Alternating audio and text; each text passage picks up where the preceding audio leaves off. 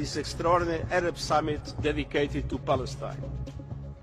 Serious negotiations for the ceasefire in all its facets must be resumed without delay. All hostages must be released immediately and conditionally in a dignified manner.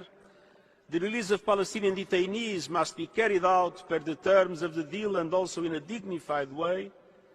The parties must ensure humane treatment for all those held under their power, and all obstacles to the effective delivery of life-saving aid must be removed. I welcome and strongly endorse the Arab-led initiative to mobilise support for Gaza's reconstruction clearly expressed in this summit, and the UN stands ready to fully cooperate in this endeavour.